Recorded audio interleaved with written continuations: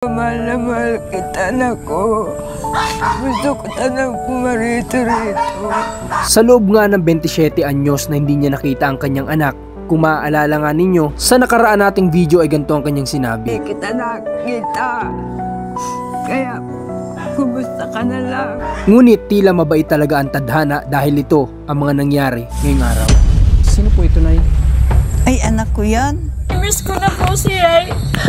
Ilang taon na din po kami hindi nagkita.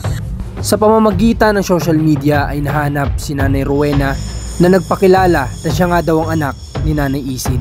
Ako po sila nag-aaral pa ng grade 3. Yung panghuli kong kita sa kanya, hinahanap ko pa nga po siya, hindi ko na po siya nakita. Hindi ko po alam na kung saan po siya nagpunta. Ngayong araw ay samahan nyo kami na ipahatid kay Nanay Isin ang napakagandang balita na ito. Magandang hapon sa lahat na manonood natin. Ngayon po ay halos 5 PM na po ng hapon kasi may in-scout kami ni na commander. Opposite side talaga, medyo may kalayuan sa lugar kung nasan tayo ngayon.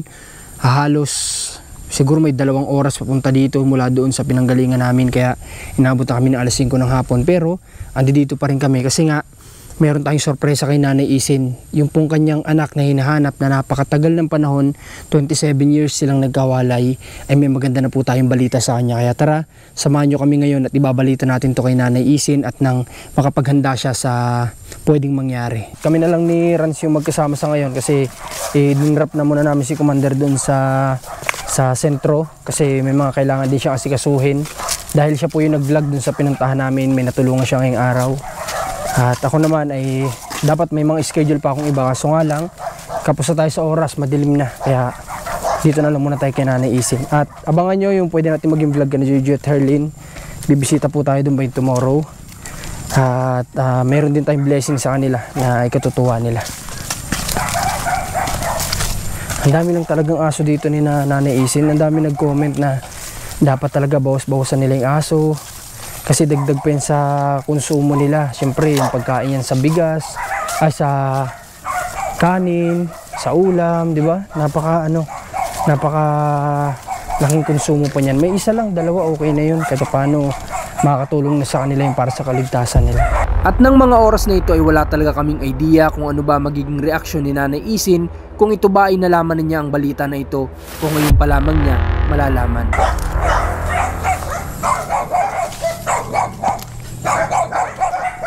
Ay, nagagawa sila ng ng pangdingding. Ay, walis pala. Ang dami na nila na naisin pating tali ng aso. Ang dami na. Oh, si tatay, nakahubad si tatay. Dapat nagdadamit ka. Hindi na po sa inyo dapat naguhubad at kayo may edad na. Maganda sana ang katawan ko. Dati. May ano ka na ngayon, may dede ka na. Malaki siguro ang dibdib ni tatay dati, ano? Nagbugbog sa akin, di 4 katao. Ay, bakit po may tali ka sa ulo? Nagkuhan. Masakit ulo mo? Oo. Ha? Magdamit ka po, tay. Para ikaw ay total pahapon naman na, mapresko na. Magdamit po kayo. Para na ako matumba. Dahan-dahan.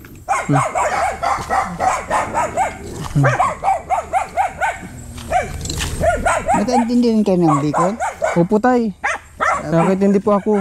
Ako pure na Bicolano, taga si Roma. Subukan niyo po akong kausapin tayo ng Bicolano at masagot ako kung kaya ko. Saan ka nakanod pag Bicol? Duman po sa Dait. Ang Dait. Kaputol Bicol. Kaputol Tagalog. Opo, tay. Tama yun. Kumbaga hindi lahat purong Bicol, may Tagalog. Ako natuto po ako mag-Bicol nung kolehiyo ako sa Dait. Dahil yun nga, Bicol ang salita doon. Medyo pero hindi siya malalim. Laog ka mo naman sa laog. Malaog kita naman kita nalaogun. Igo po baga ka mong harong o. Maigid na ba ang mga kakita? Laog ka mo duman at magdamit. Kadakol lindong ido. Ay, tama na kasabat yan. Kadakol kaya nindong ido hilingan na. Tahol man ng tahol ang inyong mga ido. Pag nakakagat Yung ido po ay aso po yun sa Bicol. Antayin natin na makapagdamit muna si tatay para po mamaya magkasakit naman. Ngayon po ay lagi siyang may damit. Ito nga pala yung madalas namin dinadaanan patungo kina Nanay Isin. Kung dito ay mayroon pa namang simentadong daan at may madalas na mga dumaraan, ngunit pasok sa kanila ay talagang liblib na.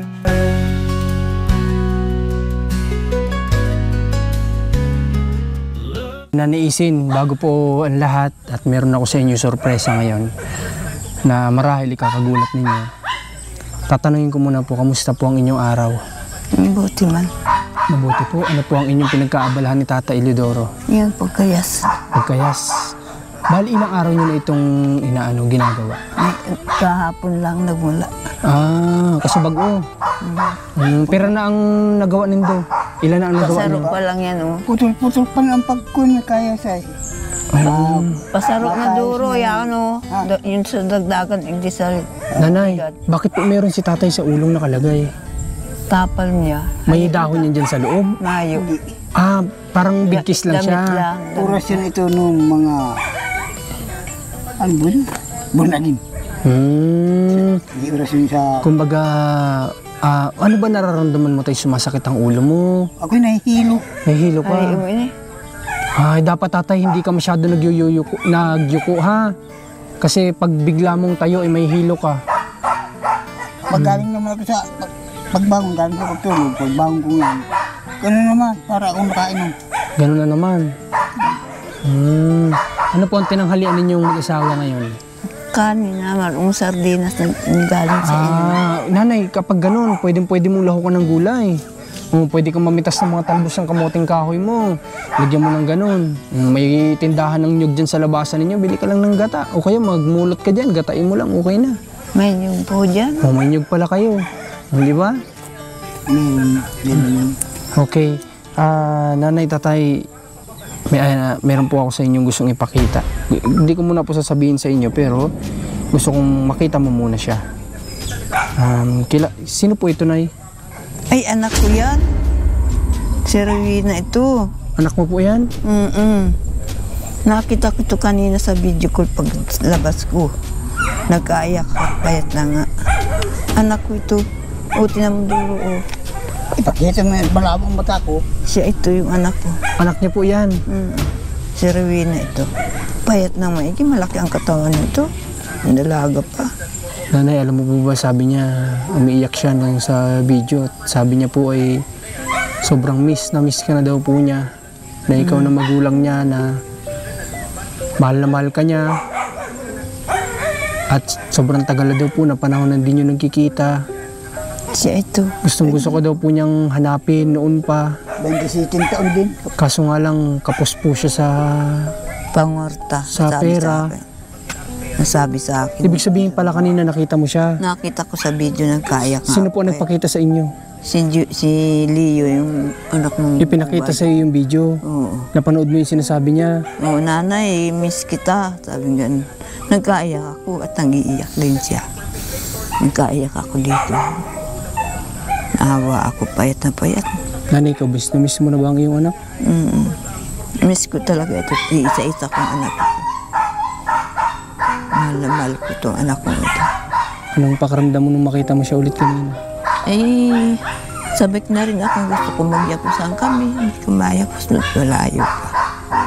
So, pupunta raw siya, wala lang pirang pamasahe. Nanay, gusto mo bang makita ang iyong anak?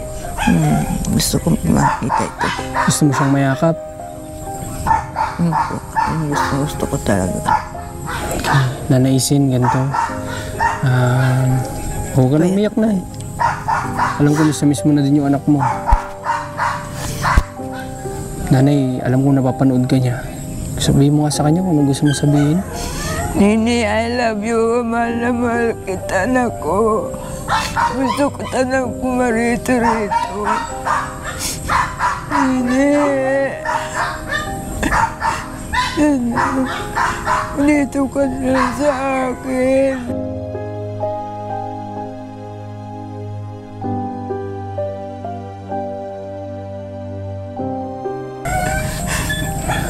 Gusto mo makasama yung anak mo. Okay. Nanay Isin, ganito. Alam ko gustong gusto niya rin ikaw makita. Gusto kanyang mayakap. Sa tagal ba naman ng panahon na hindi nyo nagkita, 27 taon. Nanay, gusto ko namin sorpresahin. Susunduin ko siya, ha? Susunduin namin siya, ha? Para magkita ulit kayo. Ayos ba sa'yo yun? Ayos po yun. Alam mo ba kung nasa saan siya ngayon? Ang Gorgeous Quezon po yun. Malapit yan sa Pulilo Island, di ba? Malayo ang kanilang panggagalingan. Iyo, pat nanungan. Pero may munting service naman po tayo at susunduin po natin sila dahil meron din namang nagmalasakit kay Nanay. Ano nga ulit pangalan ng anak mo? Rowena. Kay Nanay Rowena ay meron din nagmalasakit na gusto siyang samahan dito. Kaso nga lang, kulang na kulang talaga ang kanilang pera para makarating dito. Kaya sabi ko po ay susunduin namin sila sa Quezon at nang sa ganun madala namin sila dito at sasagutin ko na po ang kanilang pagbalik. At umaabot daw po yata ng halos nasa ang isa pa lang simula Pulilo Island hanggang Lucena ay nasa mga 2,000 pesos per person. Tapos pwera pa po yung papunta ng dito o ng Quezon sa pagsusunduan namin. So lalaanan po namin sila ng oras para magkita ulit sila ni Nanay Isin. Okay, salamat din kay Kuya na hindi niya akalain na kabarangay niya pala si Nanay Rowena. At ayun, napuntahan niya at napanood ko nga at may mga nag-mention sa akin na sana daw mabasa ko at nakita ko naman nung hindi na ako masyadong abala. Napagtuunan ko ng pansin yung mga comment section at nakita ko doon na meron nga palang kabarangay niya na nakakita na sa kanya doon. Okay, Nanay Isin, ganito ha. Hindi ko sa isasabihin kung anong araw, ha? Pero magbilang ka na lang ng araw na nandito na ulit yung anak mo. Pero may tatanong ako sa inyo mag-asawa. Gustong gusto po kasi ng anak mo na doon kayo manirahan sa kanila. Ano po may sasagot ninyo doon? Ewan ko po dito sa isa kong pumayag. Kasi siyempre mag-asawa na kayo ay hindi pwedeng si nanay lang magdidesisyon niya. Dapat dalawa kayo. Ano po sa palagay ninyo? Ayaw ni tatay. Bakit tay? Ano yung dahilan? Bakit ayaw niyo po? Pwede niyo ba sa amin sabihin?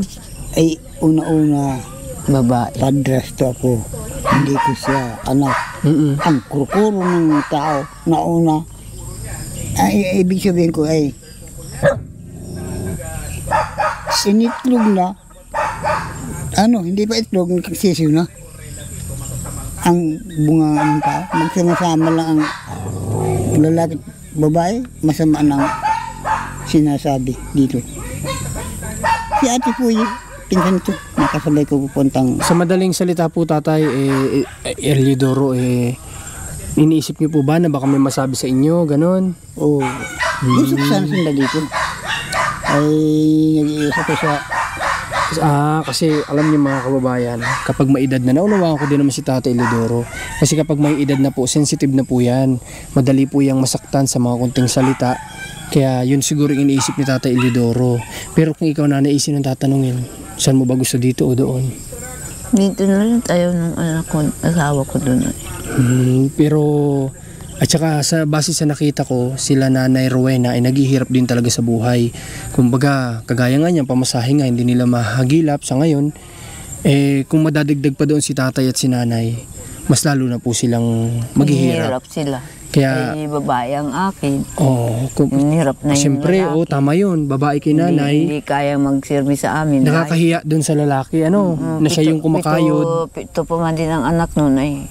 Kung di namatay yung kakambal ng pangalawa, 8 lahat ang anak niya. Hindi kasi maraming anak yung anak ko ay. Tsaka base sa nakita kong sitwasyon nila Ate Rowena, mas lalo po silang malulubog kapag dadagdag pa doon si nanay at si tatay. Ang pwede na lang mangyari, total kapag naihatid namin siya dito, alam na niya dito, anytime, mag-request lang siya sa amin at kung gusto niyang bumisita dito, pwede natin siyang suportahan para makauwi dito. Ganun lang gagawin natin. Kasi sila Nanay Isin at si Tatay Eliodoro ay pinag-iipon-ipunan ko sa ngayon kasi sabi ko nga, nabanggit ko na gusto kong mapaayos man lang itong munting tahanan nila. Gusto kong magkaroon sila ng maayos sa tirahan, matibay, kahit paano, kumpara dito, habang sila nabubuhay pa. Ganito, Nanay Isin, dito po ba sa pinagtitirikan po ng tahanan ninyo, sino nga po ulit ang may-ari nito? Kay enjoy daw na ito. Ang pag-itinayan mo. Simula ba nang tumirik po ang inyong tahanan dito o tinirik ang inyong tahanan ay nakausap ninyo may-ari nito? Ano po ang sabi? Wala namang problema? Wala namang problema dun sa pamangking ko. Halos pamangkin nyo baga may-ari nito? Tao dito halos Para sa akin lahat yun, kaya lang, ang iba rito ibang ugali. Hindi maganda ang kahit ugali. na yung nakasira na binibintangan na hindi natin. Kamag-anak ko ang lalaki, ang babae kamag-anak ko rin ito. Okay, sige, ganito na lang. Wag natin pag-usapan kapag yung pwedeng magkaroon kayo ng problema sa kamag-anak ninyo. Ano na lang, basta intindihin nyo na lang, unawaan nyo na lang kung ano man, dahil kayo po ay dapat hindi na nagpapa-stress sa mga ganyan dahil kayo matatanda na, Okay, Tata, ikaw ba, kung sakaling pumunta dito ang anak ni Nanay Isin, okay lang ba sa iyo? Okay.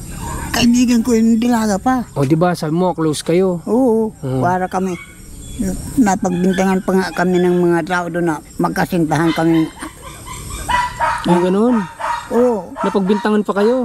kalaro-laro ko yun. Pero ang turing mo sa kanya bilang anak talaga. Hindi lang, magkaibigan talaga kami.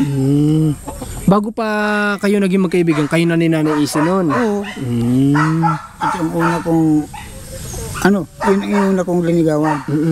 Bago ito. Ay, kung ayaw yun, hindi mangyari yun. Okay. Nanay Isin, bakit, may tanong lang ako, bakit doon napadpad ang iyong anak sa... Doon po dinala ng asawa at biyanan sa Burgos. Kasi parang At napakalayo, Nagkaasawa po yung balahihin ko doon ng pangalawa. Ay namatay siya, nag-alaga, binigyan siya ng manang lupa. Kaya narin siya, hindi nakabalik diyan sa Calaguas. Nanay, meron pang nabanggit ang iyong anak na sabi niya po ay umalis na lang daw po kayo basta kasi dun sa tirahan ninyo sa Burgos. Ano ba yung pangalan? Ano yung lugar? Burgos? Hindi, dun sa lugar ng anak mo ngayon. Burgos. Sa Burgos. Umalis daw po kayo doon. Bakit nag-alis kayo doon dati? Hindi man kami nagtira doon. Hindi kami nagtira doon. Saan kayo dating nakatira? Calaguas? O Calaguas Island. Doon ka umalis. Nandun pa yung anak mo noon. Nandun. Bakit daw po umalis ka noon na hindi na nila alam kung nasaan na kayo? Alam niya, sabi ko sa kanya, Nini, sa Kapalungga kami pupunta ni Tata Duro mo, doon kami titira. Ay kung gusto mo sabi ko, mabol ka doon. Ay o, niya nanay, ay limot siya, nakalimot siya na hindi Kasama ko makabol. sana yung kung may kurat kami. Ibig sabihin, alam niya na pumunta kayo dito sa bayan ng Kapalungga. Oo, alam niya, hindi niya natandaan yun, kaya ganun. Sa tagal na din naman ng panahon. Oo, hindi niya natandaan yung sinabi ko. Sa ngayon po ba alam niyo kung ilan ang anak ni Nanay Rowena? Ito, Tinan niyo, napakadami pa pala ng anak. 7. Tapos ganun pa yung buhay nila. Kung idadagdag pa natin si nanay at si tatay, hindi ko po alam kung ano na magiging buhay nila doon. Na dito kahit paano, dito naman tayo at nakilala na natin si Nanay Isin at Tatay Eliodoro na pinayagan na tayo pumasok sa buhay nila. Kahit paano makakasuporta tayo sa kanila. At saka yung sinasabi ni Tatay Eliodoro na mahirap nga naman kasi hindi na sila makaya magtrabaho. Mamaya may masabi sa kanila. Baka sasama lang ang loob nila, tatay, Hindi lang sa manloob. Nakakaya. Nakakaya na yung pakiramdam mo na iba yung nagpapakain sa iyo, di ba? Hindi kagaya dito kahit paano nakakadiskarte sila, nagagawa sila ng walis, nagtatanim sila, kita nyo naman ang mga tanim nila dito na mapapakinabangan talaga nila every time na talagang walang-wala, may mapagkukunan, kumbaga, sa madaling salita. Grabe, hindi ko po ini-expect mga kabayan na makikita si Nanay Rowena. Hindi napaka-powerful talaga ng social media. Kapag may makapanood dyan at ang makapanood pa ikalugar nila at kilala pala nila, may tuturo po kung nasaan yung tao na hinahanap ng isang tao. Kagaya po na nangyari na ito, na hindi ko inasahan na ganung kadali na mahanap si Nanay Rowena dahil din doon sa tao na nakahanap sa kanya.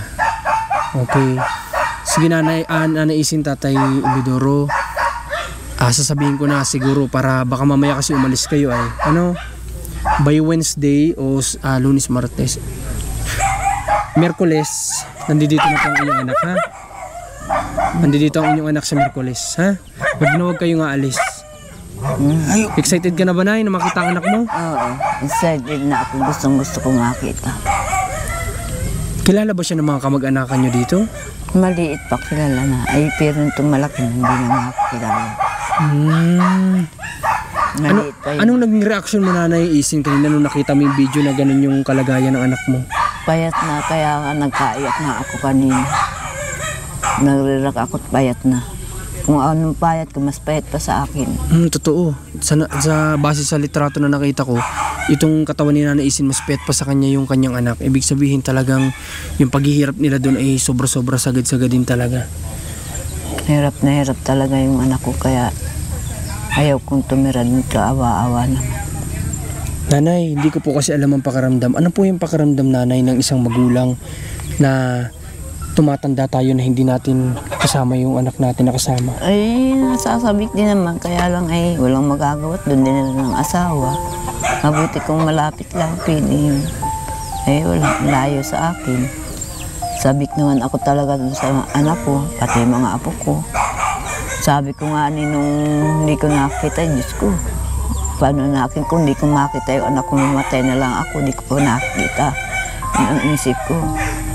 Sabi ko, paano kaya makikita ko yung anak ko?